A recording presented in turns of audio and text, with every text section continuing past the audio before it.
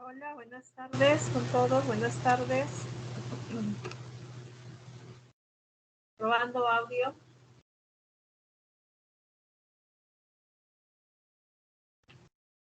Hola, hola, buenas tardes, probando audio. Buenas tardes, doctora. Buenas tardes, buenas tardes.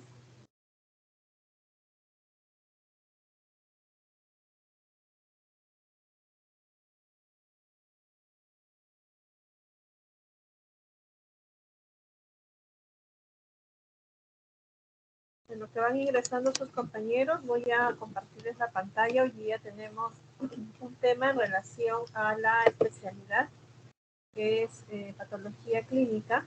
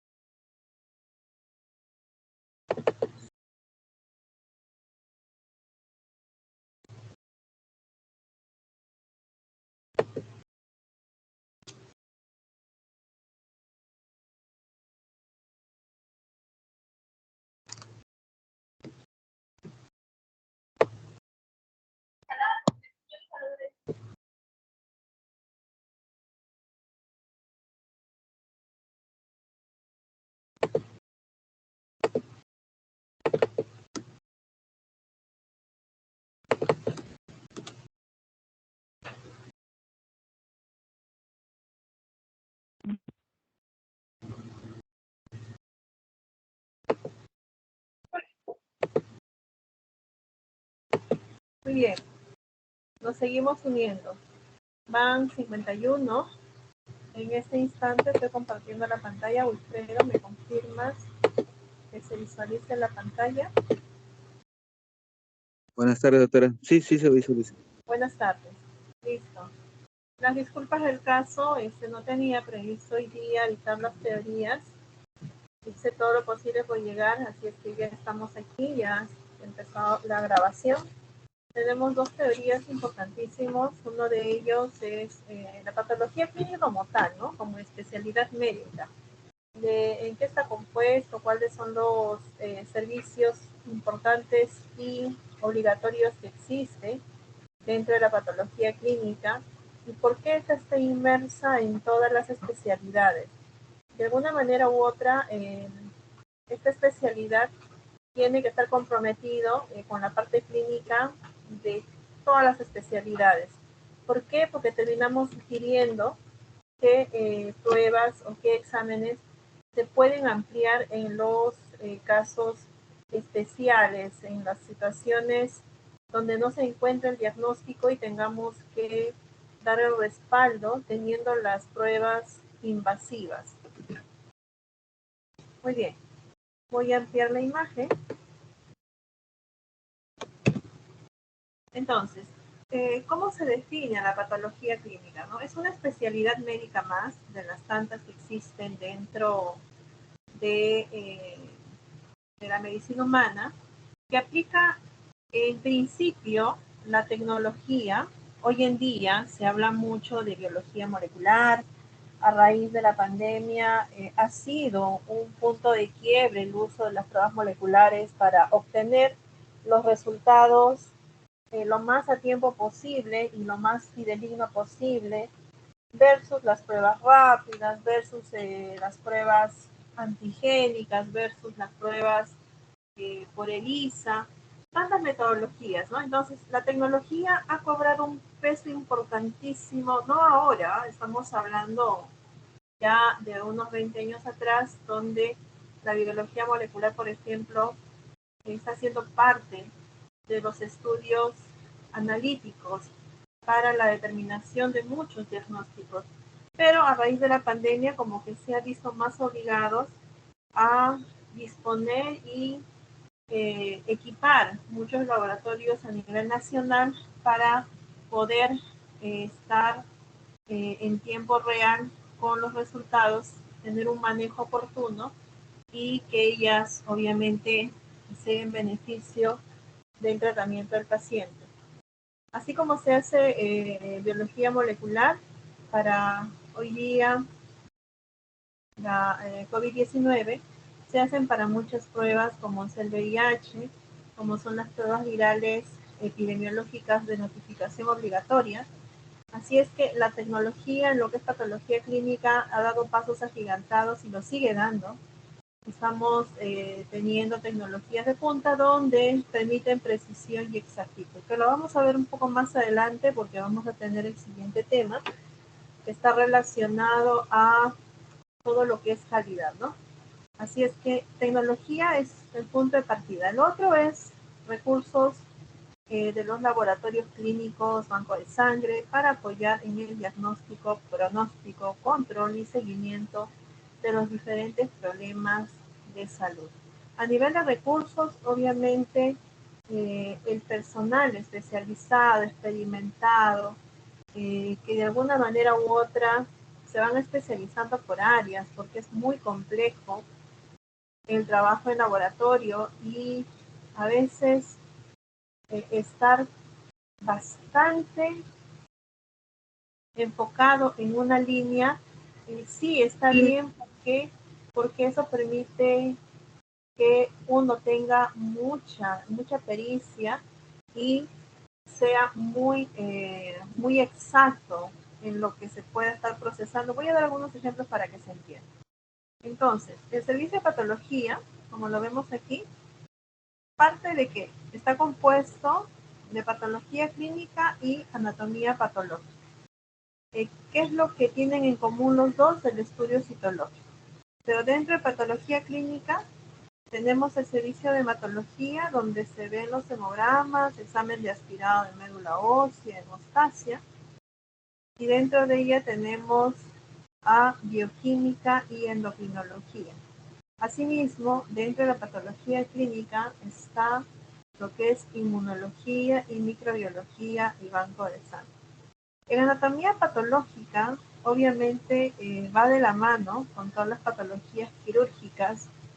Cualquier segmento, cualquier pieza que se obtenga después de una cirugía, más si es que se sospecha en un componente cancerígeno, estas piezas van para estudio y para descarte de lo que se encuentra en las celularidades.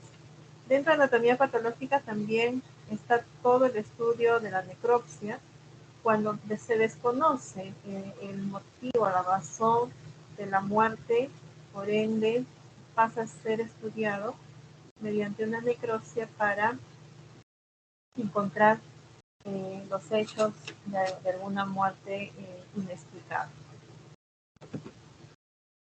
Muy bien, ¿cuál es el contexto para un patólogo clínico? Obviamente el patólogo clínico está involucrado en los aspectos no solamente intelectuales del proceso diagnóstico y del uso de laboratorio, y en menor grado en los aspectos técnicos y manuales. Nosotros hacemos de que esta especialidad tenga un enfoque científico porque en realidad es tomar las muestras de los pacientes, trazar los resultados, ir buscando población afines de acuerdo a las patologías. Un ejemplo chiquito como para que se pueda entender a qué nos referimos con el tema del campo intelectual científico. En la primera hora de la pandemia, nadie conocía el comportamiento del COVID. Entonces, lo que se hacía era recopilar, por ejemplo, punto de partida, ¿no? El comportamiento de los hemogramas del virus de la primera ola. Entonces, se encontró que se tenía una neutrofilia y una linfopenia, haciendo parecer que estuviéramos frente a una bacteria cuando en realidad estábamos frente a un virus. Y no nos podíamos explicar porque sabemos que cuando tenemos un proceso viral, como es el SARS-CoV-2, COVID, se esperaba de que hubiera una linfocitosis y la caída de los neutrófilos mediante una neutropenia. Pero no fue así. Nos encontramos con una realidad totalmente diferente y dentro de todos los exámenes que se empezaron a elaborar, obviamente era fundamental tener el parámetro del adímero D por los trombos que se formaban y ahí, por ejemplo, analizábamos la magnitud de su crecimiento en valores, cómo lo traspolábamos y cómo interpretábamos y cómo ayudábamos a los médicos clínicos en el manejo de sus pacientes. Ese es un ejemplo chiquito en por qué estamos involucrados en los aspectos intelectuales científicos en los procesos del diagnóstico. Ahora, se estima que el 70% de las decisiones médicas están basadas en resultados de laboratorio. Correcto. Cuando tenemos diagnósticos a etiología determinar y solamente estamos enfocados en diagnósticos presuntivos, no terminamos de llegar a un diagnóstico definitivo por el comportamiento a veces atípico de la propia patología. Entonces se requiere sí el apoyo, el respaldo del estudio invasivo de muchas secreciones propios del organismo, dependiendo de dónde esté la patología. Se requiere el estudio de apoyo a nivel de citometría de flujo. Muchas veces se requiere la biología molecular, muchas veces se requiere el estudio de inmunohistoquímica, que ya sale de los estándares normales, que es procesos de rutina que se hace, como es el hemograma, la bioquímica, la inmunología, la microbiología. A veces no es suficiente y entonces sí, se estima que este 70% se van a dar para las decisiones médicas en relación a un resultado, en relación a un valor. Y es que cada individuo, valga la redundancia, es sumamente individual y propio para su manejo también, teniendo en cuenta los valores de sus exámenes. Los laboratorios modernos de hoy en día requieren planeamiento estratégico. ¿Qué quiere decir? Yo necesito conocer la demanda de mi hospital para X parámetros. Voy a agarrar el hemograma. Por ejemplo, en el Hipólito Unanue procesamos promedio día 400 hemogramas. Entonces, esta estadística no cae del cielo, es una estadística que se analiza de año a año, cómo se va comportando, cómo va creciendo la población y cómo es que nosotros aseguramos de que tengamos esas 400 hemogramas para el día y al día siguiente y todos los meses y durante todo el año. Entonces, requiere un planeamiento estratégico, conocer tu población hospitalaria, conocer tu población asignada según distritos, según DIRIS, etc., etc., etc. Esto también requiere de analizar qué equipo, con qué performance, con qué velocidad puedes hacer en menor tiempo los 400 hemogramas en el día. Esto requiere de que el personal con que tú cuentes para el proceso tenga la habilidad de leer las láminas periféricas para los hemogramas, porque no basta pasar la muestra y que el equipo te suelte un resultado en lo que se refiere a hemogramas. No es suficiente para un hospital de tercer nivel. ¿Y qué es lo que pasa aquí? Pues lo que se hace es el estudio de la lámina periférica de manera obligatoria, porque se ha demostrado científicamente que la lámina periférica nos da demasiada información versus lo que nos pueda dar un equipo. Entonces, Es un ejemplo, ¿no? Entonces, ¿por qué se requiere un planeamiento estratégico? Se requiere un mercadeo. Si bien es cierto, uno busca la tecnología de punta, pero este es que sea a menor precio. Hoy en día, en los hospitales nacionales, contamos con tecnologías de punta, incluso muchas veces renovados y mejores que las entidades particulares, porque nosotros no compramos equipos, lo que nosotros hacemos es hacer un mercadeo por comodato. Es decir, que cada año podemos contar con equipos totalmente nuevos, totalmente renovados, ya que esta tecnología está cambiando a una velocidad inmensa, como si fuera un celular. Este año tienes un modelo, el próximo año ya hay otro, y por mejoras de resolución de cámara, por un tema de velocidad, por un tema de capacidad de espacio. Algo similar son las máquinas de laboratorio. Entonces, comprar un equipo para que luego en un par de años esté desfasado, esté descontinuado, no tiene sentido. Entonces, lo que hacemos es un mercadeo que tiene que ver como dato. Te compro reactivo, pero los equipos me los entregas solamente en sesión en uso. Termina el mercadeo del año, la licitación, te lo llevas, hago otro proceso y el siguiente año tengo un equipo nuevo de mejor performance, de mejor tecnología. A eso se refiere cuando dice mercadeo. Viene la administración de recursos humanos. En definitiva, uno tiene que tener el personal exacto, preciso en cada área, de tal forma que pueda abastecerse con el proceso, que no esté saturado y que tenga toda la libertad, que tenga todo lo necesario para los procesos en cantidades, en números. Entonces, el recurso humano es una cuestión también, un planeamiento estratégico en cada área. El laboratorio es inmenso, chicos. Tener el personal exacto para cada proceso, para cada actividad, según la demanda. Entonces, un hospital de tercer nivel se maneja cientos de tomas de muestras y de procesos. Finalmente, se requiere de encargados del control de calidad, que lo vamos a tocar en la siguiente presentación, bastante amplio. Hoy en día, sin control de calidad, es imposible procesar alguna muestra, porque el control de calidad nos garantiza de que el resultado no solamente sea preciso, sino también sea exacto, y de tal forma que nos permita manejar al paciente de manera correcta, lo más cercano posible a su patología.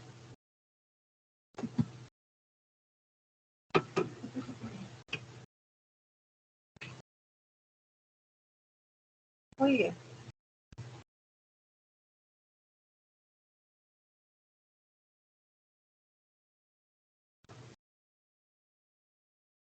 Un segundo, voy a conectar mi laptop.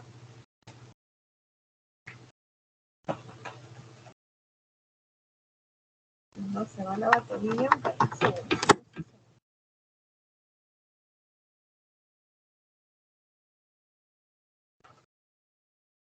Listo.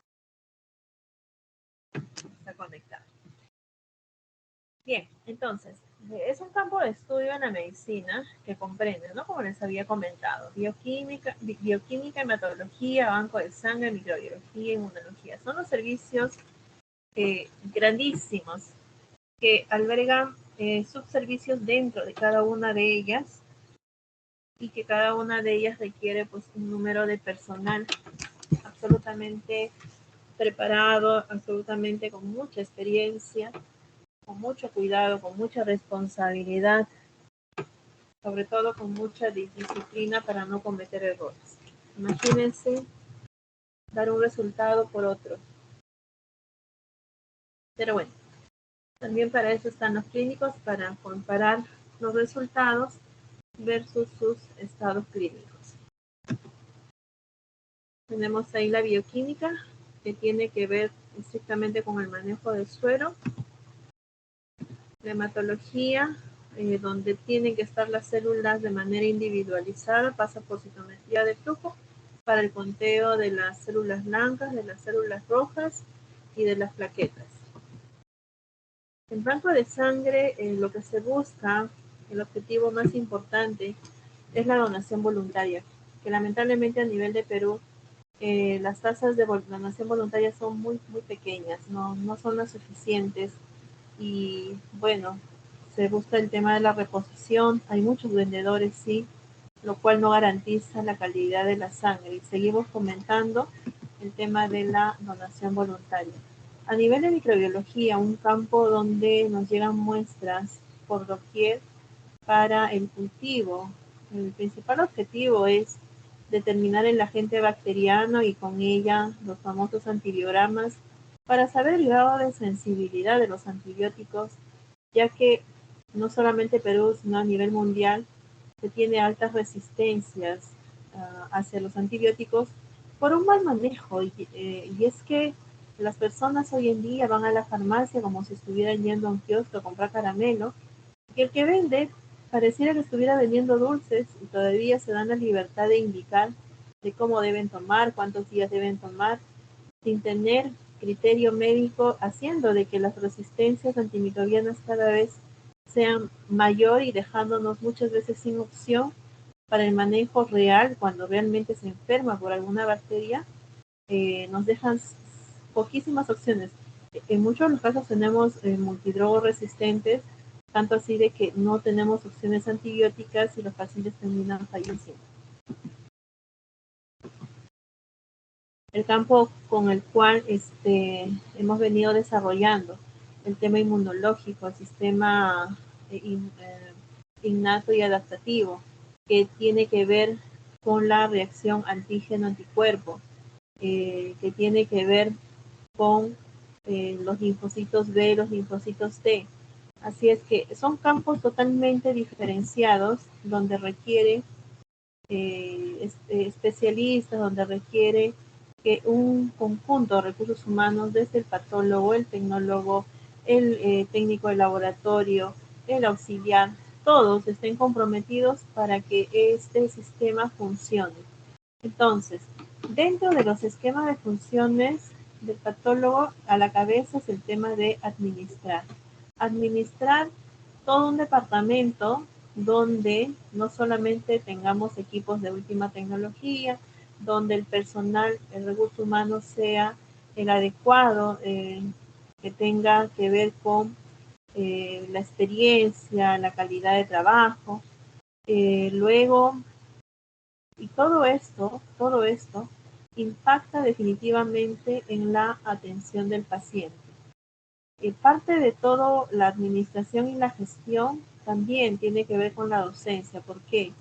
Porque seguimos preparando a los residentes futuros a formarse, a los médicos, los internos de pregrado, etcétera. Es parte de los hospitales de tercer nivel. También dentro de la atención de pacientes, definitivamente las órdenes, cuanto mejor estén llenadas, el diagnóstico presuntivo, medicamentos que esté consumiendo en el acto, nos ayuda a ampliar los estudios a nivel de laboratorio. Tiene que ver con la tecnología de punta, por supuesto. Acabamos de decir que la tecnología da un paso agigantado cada año y lo que se busca es precisión y exactitud en los resultados. La selección es importantísimo en el sentido de que cuando se tome la decisión por qué reactivo se va a utilizar para el proceso de los exámenes.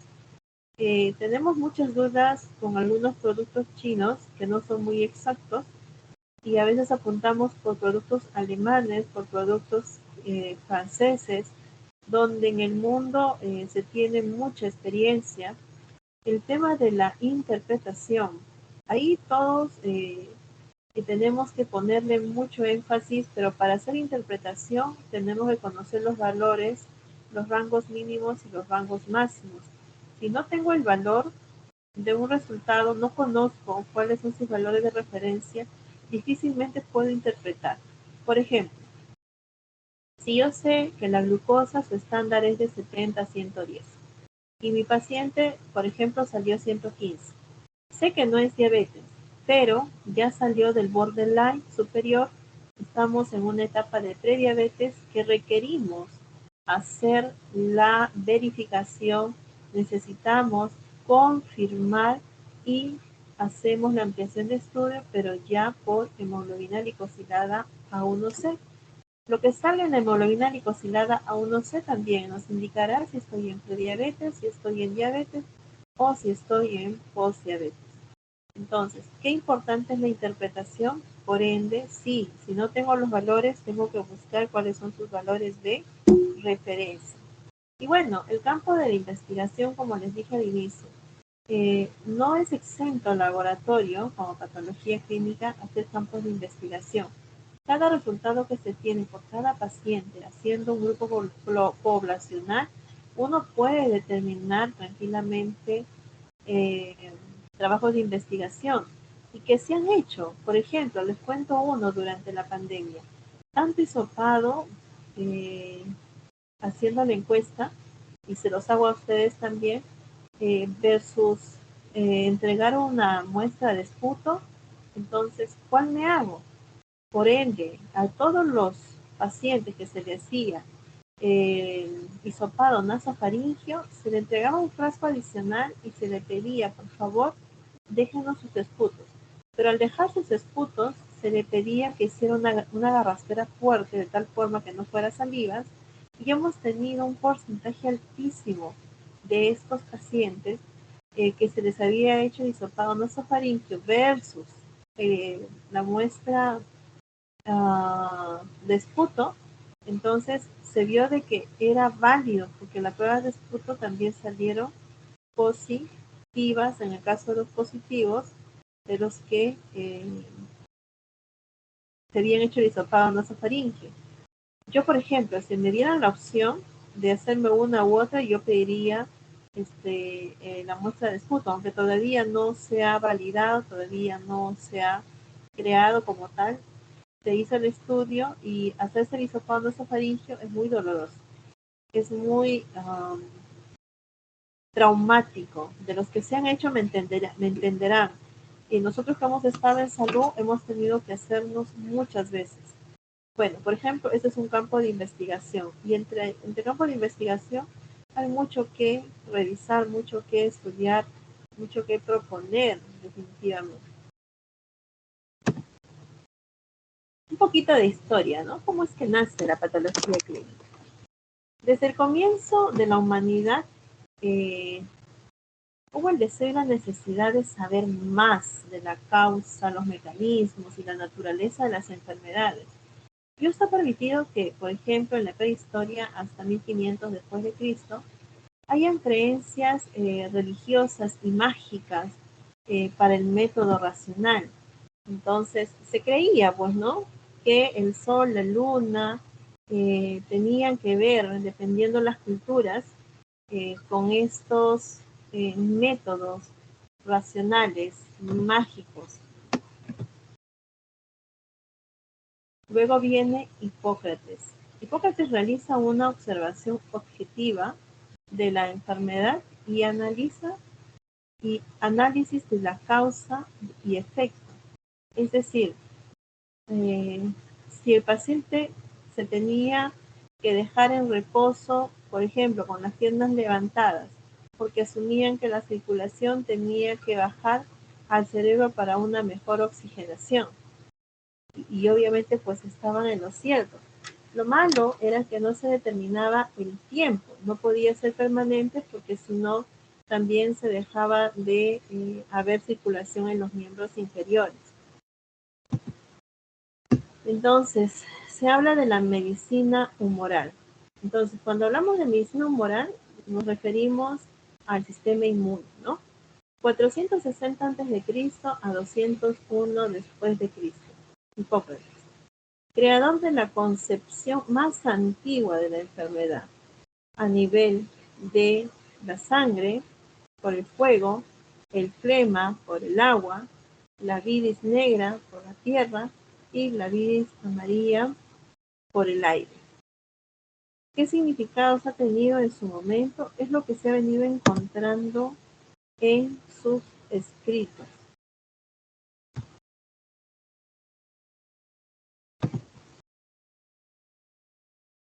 Tenemos la época orgánica, de 1950 a 1600.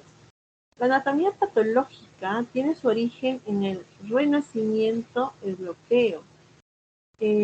Andreas Vesalius, quien en 1543 publica su libro La fábrica del cuerpo humano, obra que destruye numerosos conceptos galénicos erróneos al demostrar que sus observaciones no correspondían al cuerpo humano por estar realizadas sobre animales. Y es lógico, no podemos decir que el cuerpo humano es igual a la del cuerpo animal. Y en su momento, pues simplemente lo desmintió. En la época celular, ya con Rudolf Virchow, en 1821-1902, se inician con las bases modernas de la patología, pero microscópica. Rudolf Virchow nació en 1821, falleció en 1902, enunció el principio básico de la biología. Entonces ya se podía hacer los estudios de las células, que son las unidades de la vida. Los tejidos y los órganos están compuestos por células. Las células son nutridas por los vasos sanguíneos. Las células son las unidades de la enfermedad.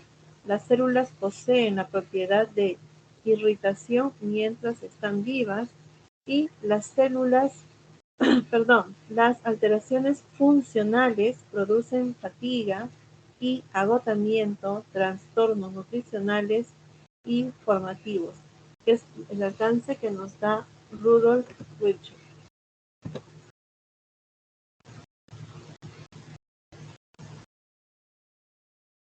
Entonces, tenemos Garrod, error congénito del metabolismo,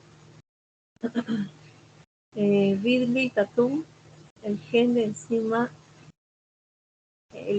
enzima y la reacción, Peters con la lesión bioquímica, Pauling con la enfermedad molecular, Watson y Crick, doble hélice del RNA, Ochoa y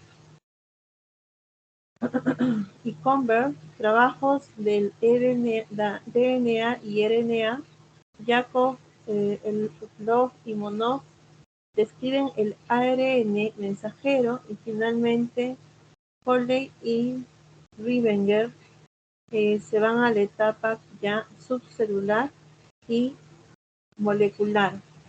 En la época celular de Rudolf Virchow, donde se dan estas bases modernas de la patología microscópica, es donde obviamente tanto la patología clínica como la anatomía patológica encuentran la razón de estudio de estas citologías en las diferentes patologías. Hoy en día ya se habla de la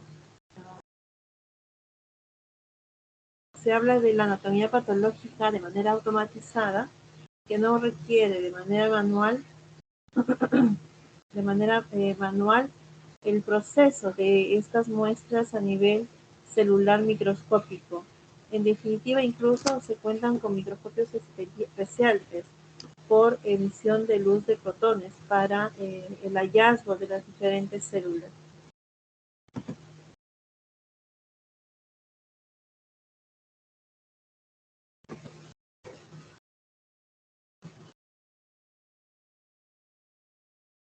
Bien, hablar de las épocas estructurales del siglo XX es la aplicación de nuevos métodos de investigación.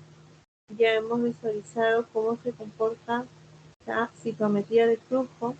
Tenemos el PCR de tiempo real. Hoy en día ha cobrado un impacto fuertísimo, no solamente a nivel del SARS-CoV-2 para el COVID-19, sino y en todas las patologías. Por ejemplo, a nosotros en el Hipólito Unanue nos han transferido recientemente, el día viernes de la semana pasada, ya nos instalaron 2 equipos de tiempo real tenemos congeladora y las cabinas de flujo laminar para el proceso. Costosísimo. Entonces, ¿cuál es la decisión del manejo de no solamente citometría de flujo, sino el avance máximo que se tiene hoy en día, el PCR en tiempo real? Un segundo, voy a tomar un poquito de agüita.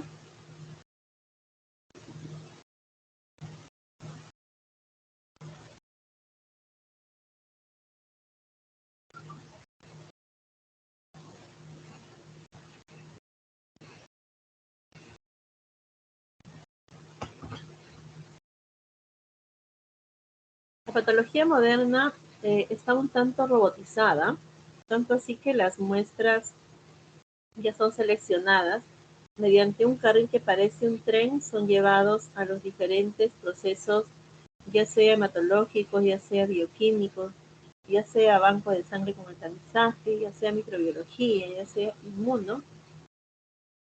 Hoy en día podemos con estos equipos robotizados hacer que se procese de manera automática.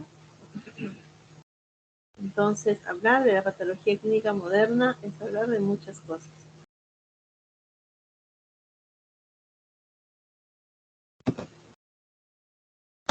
Vamos a ver aspectos generales rápidamente sobre la hematología.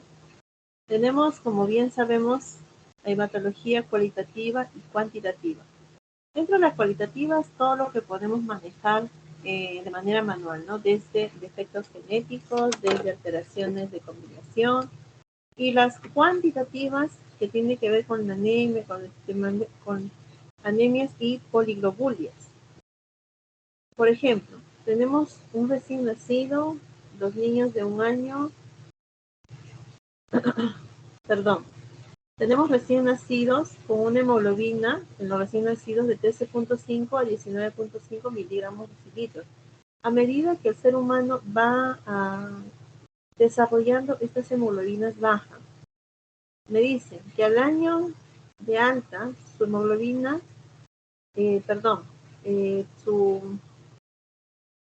su rango de hemoglobina va a ser de 11 a 13 gramos de cilitros. Y es diferenciado entre los pacientes a los 3 meses, que va de 9.5 a 12.5. Y los de 5 a 15 años, sus hemoglobinas oscilan entre 11.5 a 15 gramos de cilitro. En los hombres adultos, de 13 a 16 gramos de cilitros. En mujeres adultas, de 11.5 a 14 gramos de cilitro. ¿Por qué es importante tener los rangos de referencias de las hemoglobinas no solamente por grupo etario, sino también por sexo?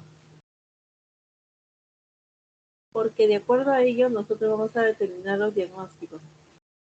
Yo siempre he dicho, ¿no?, que la hemoglobina, siempre y cuando esté por debajo de 12, cual fuese el grupo etario, cual fuese el sexo, se tiene que considerar como que está disminuido. Entonces, en la parte inferior derecha tiene una estructura.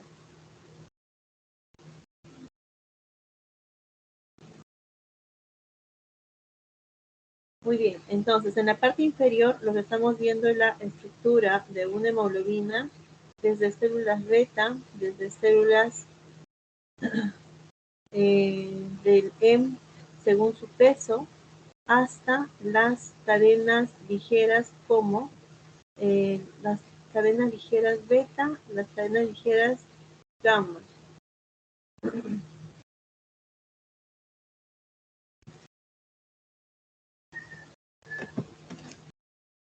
Y habíamos contemplado muy sencillamente que el hemograma en esta prueba de laboratorio se van a cuantificar y evaluar tipos de tipo celular según mes.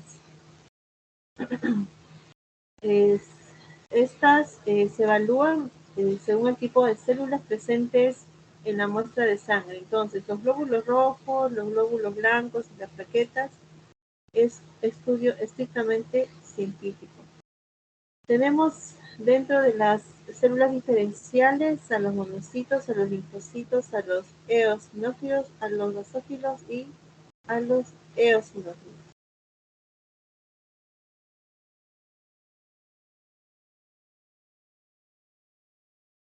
Eso es en la línea blanca. Y lo que vamos a en todo caso, a rescatar de esta imagen es que dentro de todas estas líneas tenemos presencia de gránulos a nivel de los neutrófilos, a nivel de los eosinófilos, a nivel de los hematíes. ¿Y por qué es importante esto, no? Porque ya mediante la hematopoiesis voy seleccionando a dónde corresponden. Entonces, sabemos que los monocitos, neutrófilos, linfo y aero son componentes maduros de la célula blanca que van a remarcar el comportamiento de manera definitiva. Los macrófagos van a reaccionar ante la presencia de las bacterias. Los eosinófilos ante presencia de algún componente alérgico. Los basófilos en menor proporción, pero sí, tiene que ver con los cuadros inflamatorios crónicos. Muy bien. Hablar de los macrófagos y los mastocitos.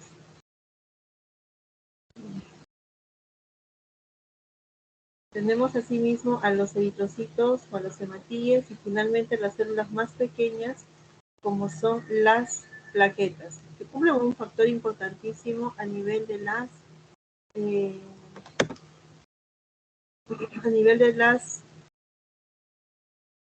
de los trastornos de la coagulación. Ahora, aquí les he traído tentativamente los valores normales a nivel de los eritrocitos. Habla de glóbulos rojos en hombres, entre 4.5 a 4, se estima que está dentro del promedio de... Luego tenemos los glóbulos rojos de la mujer, está igual, hemoglobina. Tenemos los hematocritos a nivel de varones, ahí donde se disparan muchas veces de 42 a 29. Asimismo contamos con la hemoglobina corpuscular media, con la hemoglobina glicosilada, con la hemoglobina de la mujer, con la hemoglobina fetal, la hemoglobina corpuscular media, en conjunto dentro de la semiología roja eritrocitaria. También nos da un dato importantísimo lo que es la concentración de la hemoglobina corpuscular medio y el volumen con la cual se toma en cuenta el corpuscular medio es porque nos está dando el diámetro de los hematíes. Necesito saber si estas están en una fase de microcitosis o macrocitosis. Por ende, hoy en día la contabilidad de estas concentraciones es importantísima. También nos están pidiendo el volumen corpuscular medio, y ya les he comentado que está dentro del rango.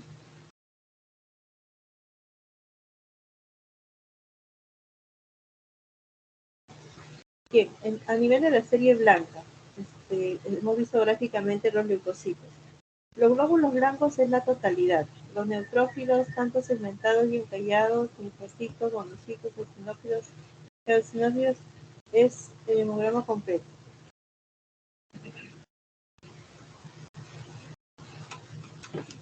Entonces, dentro de las fórmulas diferenciales, por porcentaje, aquí se ha considerado los segmentados de 55 a 65, los neutrófilos callados de 0 a 5, los linfocitos de 2 a 4, los los basófilos y los eosinófilos son de menor proporción, si se dan cuenta, va de 0.5 a 4 y 0.2, es decir, son sumamente tóxicas para el organismo.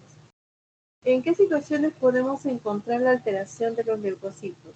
Primero, en las infecciones bacterianas. Segundo, infecciones por hongos o parásitos. Luego, infecciones crónicas como bronquitis, colitis, artritis, enfermedades de metabolismo.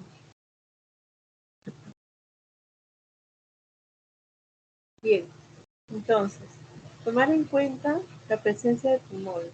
Tomar en cuenta, aunque muchas veces no se sabe, los componentes alérgicos. Si yo sé que soy alérgica al marisco, me tengo que poner una especie de collarín de tal forma que cuando me dé alguna emergencia, por ejemplo, no use los mariscos. Después, vamos a tener las infecciones víricas crónicas o agudas, que son las gripes de la sarampión, la rubiola. Estamos hablando en Europa. Tenemos las infecciones bacterianas, como la malaria, la sepsis, enfermedad crónica. Y lo más común en nuestro medio son, a nivel de bacterias, a nivel de virus, a nivel de enfermedades externas ambientales.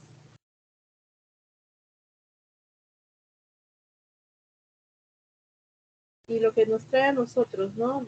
Durante todas las clases, las enfermedades autoinmunes. A nivel de la alteración de las plaquetas, esto es una especie de gráfico donde resume el comportamiento de por qué el estrés va en contra de nuestro organismo. Si bien es cierto, las alteraciones plaquetarias van desde alteraciones cuantitativas y alteraciones cualitativas. Dentro de las acciones cuantitativas, dentro de las alteraciones cualitativas, tenemos trombocitopatías. Estas trombocitopatías, para poder interpretarlo, tiene que haber un cuadro clínico de deficiencia a nivel de piel, como las petequias, a nivel de orofaringe, las gingivorragias, a nivel de fosas nasales, las epístasis. Entonces, todo ello nos indica que no es un simple uso de...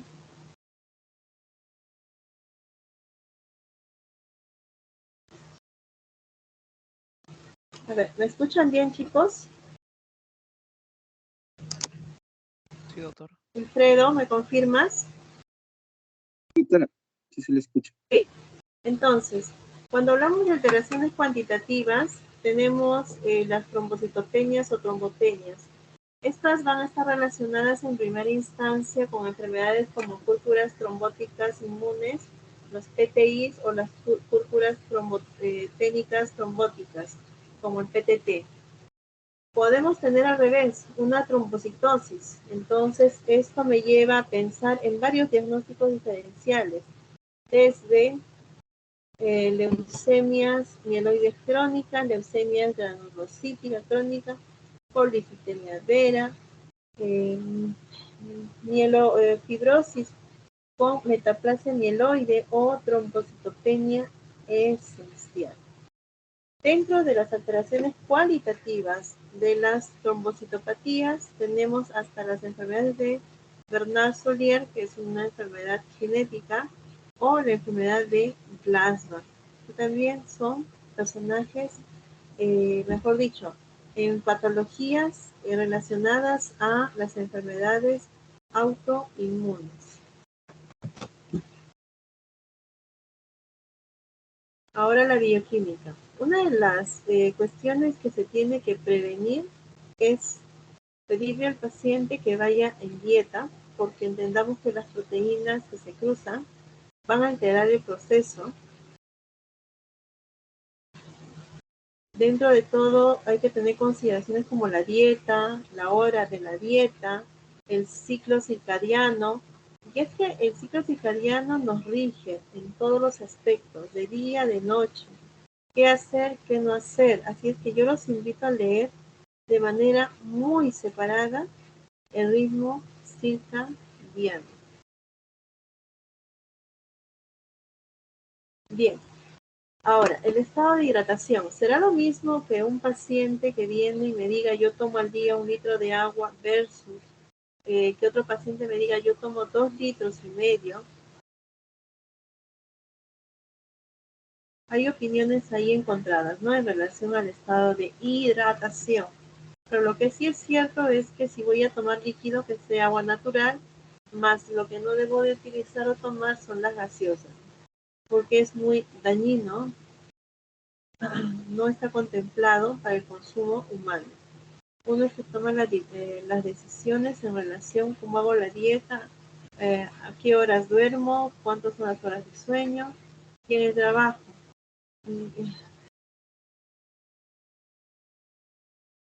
Entonces, el estado de hidratación, yo les digo, ¿no? Si tienen que tomar al día y tienen que cuantificar, promedio 2,5 litros de agua.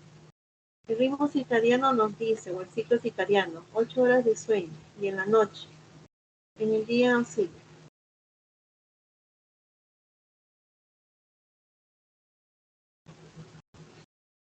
Dentro del ciclo circadiano, dirán ustedes, pero ¿qué tiene que ver el sol, la luna, de día, de noche? Sí tiene que ver mucho, chicos. La noche se ha hecho para que los ojos estén cerrados y uno pueda descansar. Y el día todo lo contrario, las neuronas necesitan hacer sinapsis para poder no solamente interactuar, sino tener mucho conocimiento de base. Así es que respetemos el ritmo circadiano, empecemos a leer de qué se trata, porque eso es lo que hay que recomendar a los pacientes. Los que hacen guardias nocturnas simplemente lo que hacen es deteriorar el organismo.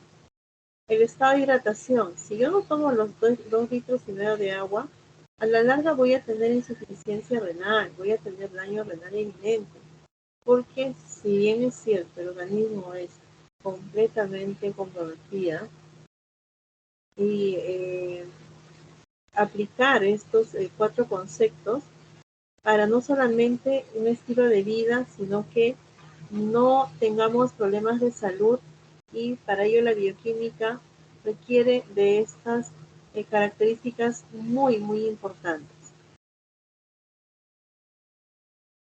También está comprometido obviamente las hormonas, el metabolismo, las vías urinarias, la respiración sangre.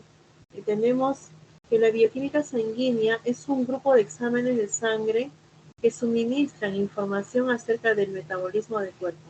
Cómo el cuerpo va metabolizando las diferentes sustancias y las van seleccionando. El examen se denomina comúnmente análisis de laboratorio o análisis metabólico básico. En un grado de 20 pruebas químicas realizarán o serán realizadas en el menor tiempo posible, ¿no? La oportunidad de que te lleguen los resultados, si tengo algún paciente que se queja y no, le han dicho que vamos a esperar exámenes, a veces se demora más de 3 días y hace que el manejo no sea oportuno, sino que bueno. Muy bien. Dentro de todas las pruebas se dividen adicionalmente, ¿no? Está el grupo de las funciones hepáticas, un grupo de las funciones renales, un grupo de las elecciones iónicas. Aquí quizás nos haya faltado y que era muy importante todo lo que tiene que ver con la función no solamente hepática renal, sino también pulmonar. Dentro de las hepáticas, dentro del perfil hepático tenemos las transaminasas P, las transaminasas O, el gamma-glutaminas-peptidasa, la albúmina, la lactasa alcalina, y dentro de la función renal, para el tema de los diabéticos, ¿no? La creatinina, la urea y el famoso BUN, que es la unión antígeno-anticuerpo. Tenemos a nivel de los iones, la medición de potasio, claro, cloro, sodio, magnesio, que permiten esto de que no haya más contactos definitivamente. Entonces, la bioquímica sanguínea, a grosso modo, lo hemos partido en los más importantes que se mueven con mucha fuerza. Valores limitados. ¿Por qué podemos tener valores limitados? No exactos.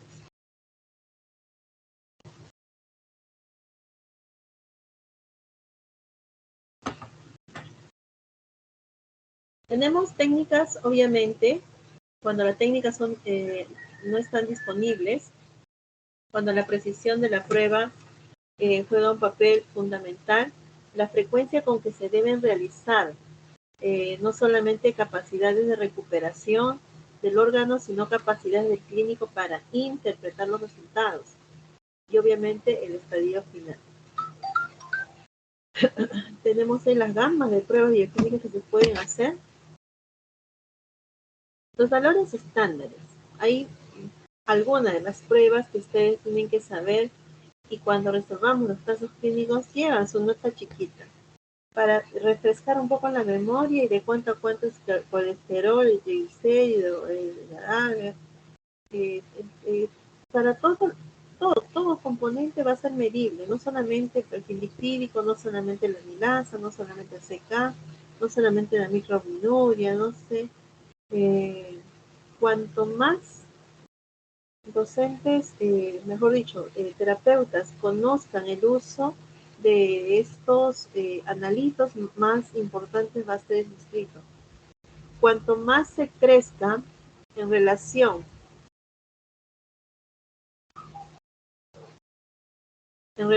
a estos parámetros, porque nos van a definir diagnósticos de hiperlipidemia, por ejemplo, entre el colesterol, triglicérido, HDL, LDL, nos falta ahí el VDL, que es muy común en nuestro medio. Entendamos que la amilasa lipasa está relacionada a la pancreatitis, cuando lipasa va a la cabeza como un único valor.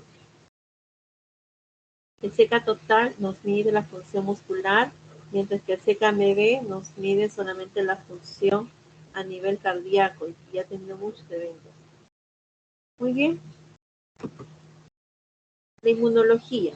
Esto ya ampliamente hemos venido hablando a lo largo de varias sesiones.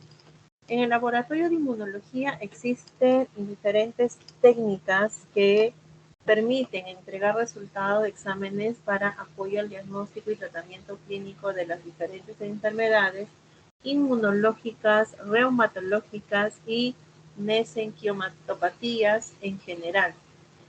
Sabemos que las pruebas no son comunes, las pruebas son muy especiales. Una de las que tantos hemos venido tocando es la inmunofluorescencia indirecta por IFI y por ANA.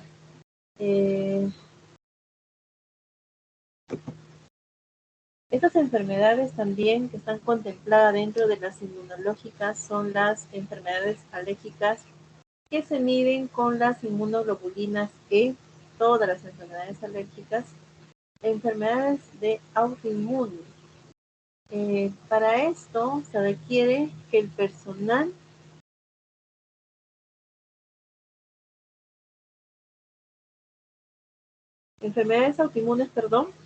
primero, las enfermedades alérgicas que tienen que ver con las inmunoglobulinas E, las enfermedades autoinmunes ya hemos visto que se van a dar por muchos parámetros, en especial por la inmunofluorescencia indirecta, por ser un gol estándar, por permitirme tener la unión antígeno-anticuerpo como una prueba confirmatoria, que son sistémicas y de órganos específicos. Tenemos la inmunodeficiencia, que es el VIH-Sida. Tenemos las infecciones como la sepsis, el shock tóxico. Y claro, uno de los componentes que nos llevan a complicaciones si el sistema inmune está muy deprimido es las infecciones.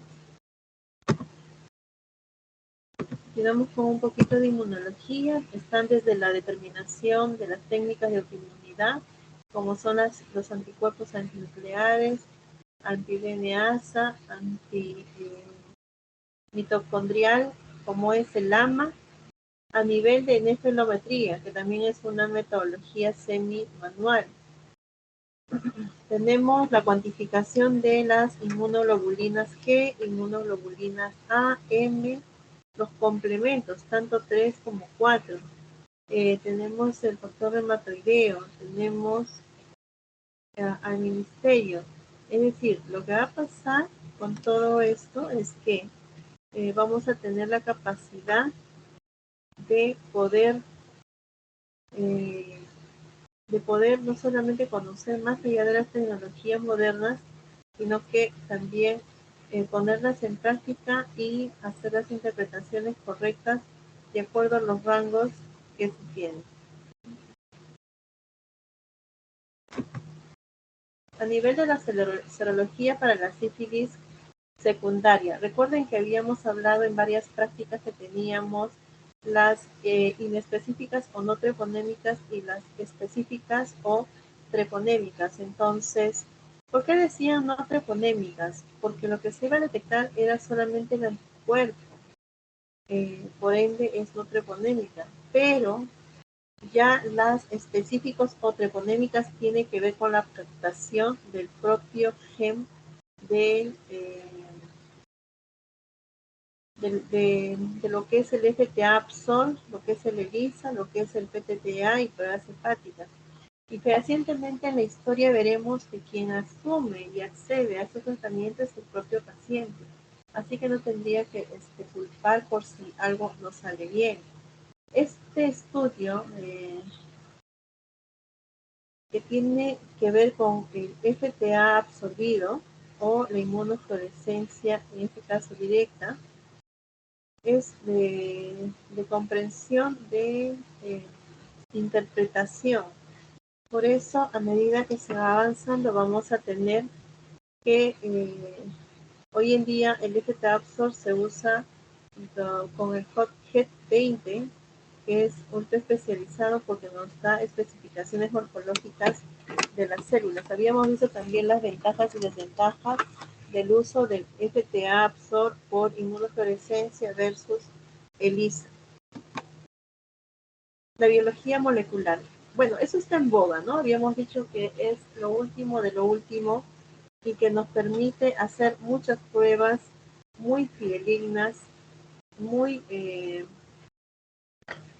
precisas y puntuales. Hoy en día todos quisiéramos hacer todo por biología molecular. El problema es el tema del costo.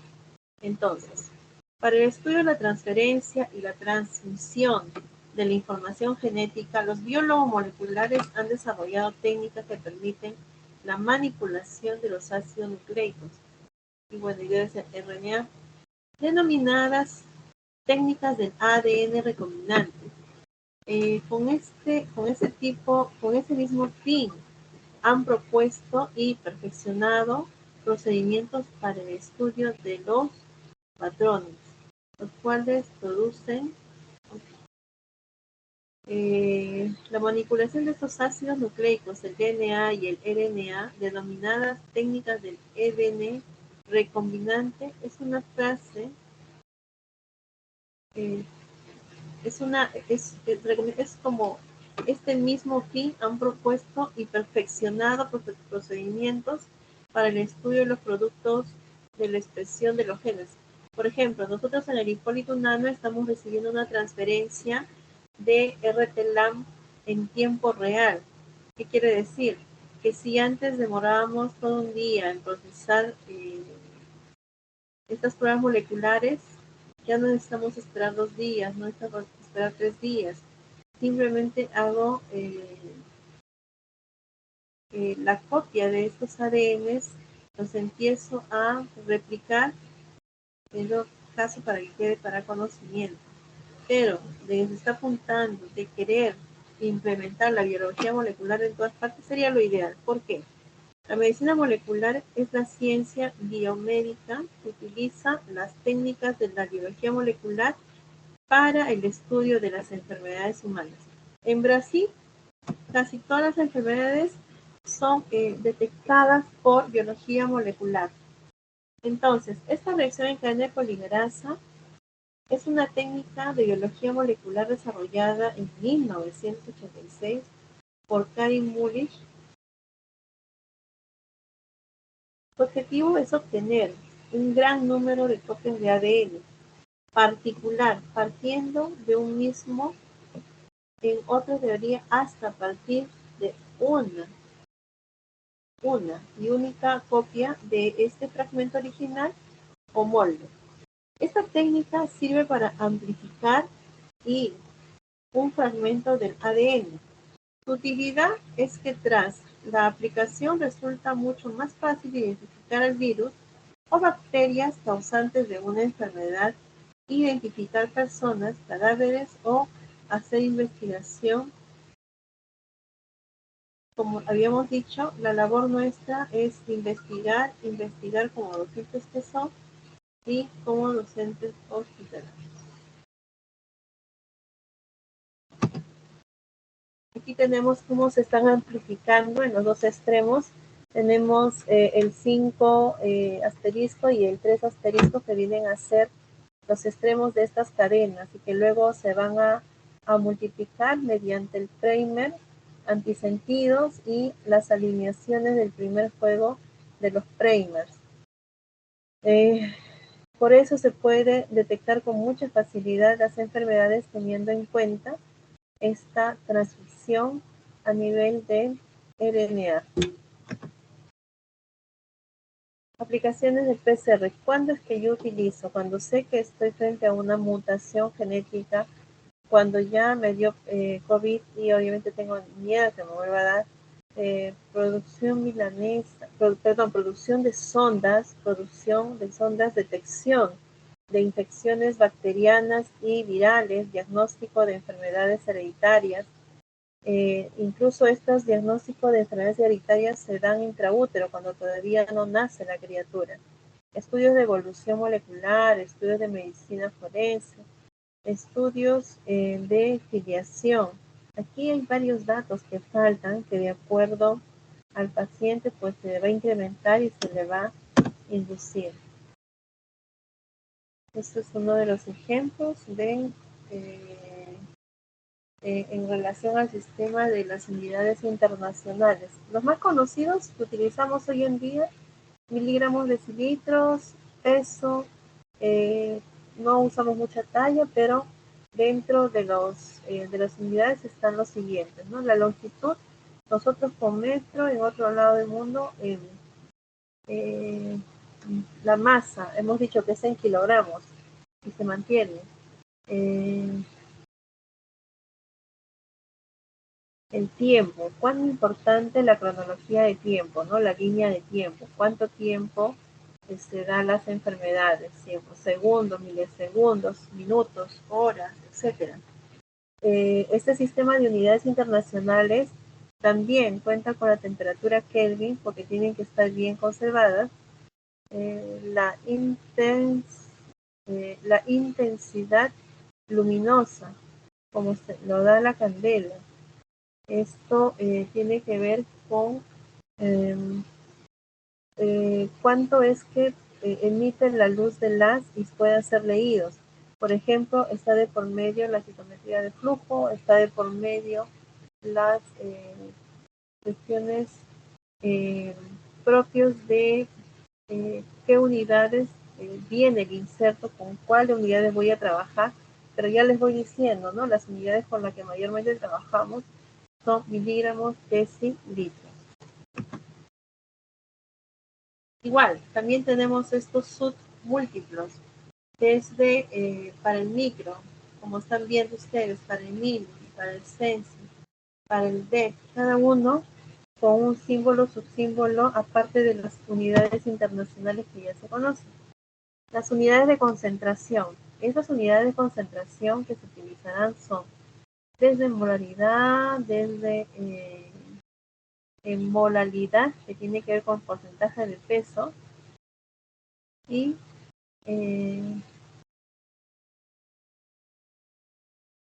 por ejemplo, el tema del peso y el porcentaje en peso se puede también traducir en porcentaje masa. Otro de los parámetros conocidos es gramos litros. Otra es la fracción molar y otra obviamente es a nivel de la biología molecular. ¿Cómo puedo tomar en cuenta el tema de la molaridad? Estas se van a expresar los moles en soluto, que contenidos en un litro de agua de solución. El símbolo para la molaridad es de M. Ejemplo, solución de glucosa 3M significa que en un litro de la solución hay 3 moldes de glucosa. Según este último cuadro, que podríamos tomar en cuenta, ¿no? De que un litro de solución, un litro no es poco, se le hace, hay 3 moles de glucosa, o sea, es mínima, es ínfima, o sea, no le podría hacer daño. A nivel de la molalidad, tenemos los moles de soluto, contenidos en un kilómetro de... Un segundo.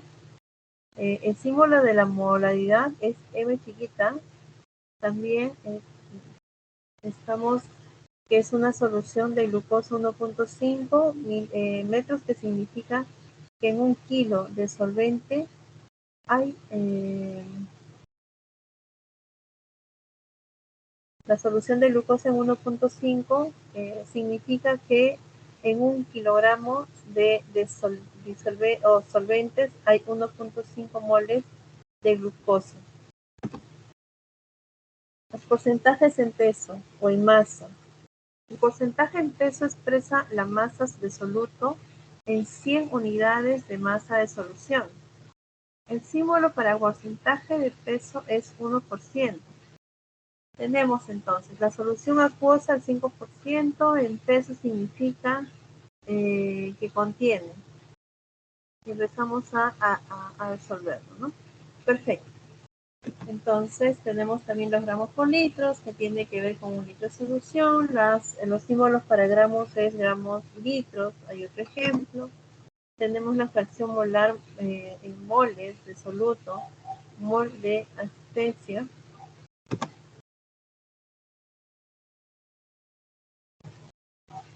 Muy bien. Es amplio, es bastante informativo, de ya no, por eso es toda una especialidad donde se van a clasificar, sí, en 5 servicios, y que estos van a tener sus diferentes parámetros, sus diferentes analitos, diferentes profesionales con diferentes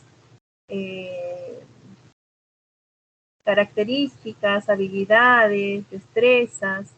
Sí, se requiere de personal obviamente comprometido y que esté buscando siempre los campos de investigación. Muy bien, nos hemos pasado, son 5:17.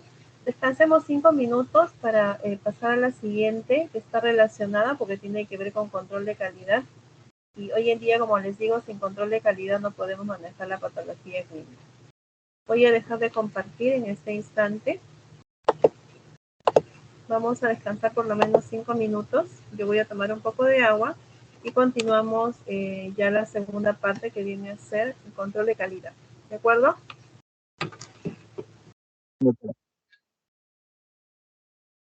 Listo, chicos. Wilfredo, solamente tengo 41 en la, ¿cómo se llama? En la sala. Ahorita, doctora, ahorita hay 66 conectados, doctora. ¿Perdón? Hay 66 conectados ahorita, doctora. Yo visualizo 41, te cuento. A ver, voy a... Figura 66. ¿Perdón? Me figuran 66, doctora. A ver, voy a jalar la asistencia. Yo estoy visualizando acá 41. En la asistencia seguramente se va a jalar. Es que el resto está como asistente, doctora, pero sí hay más de 41. Ya jalé la asistencia. Listo. Salimos de aquí para entrar a la siguiente sala, ¿ya? Nos vemos en la siguiente sala. Voy a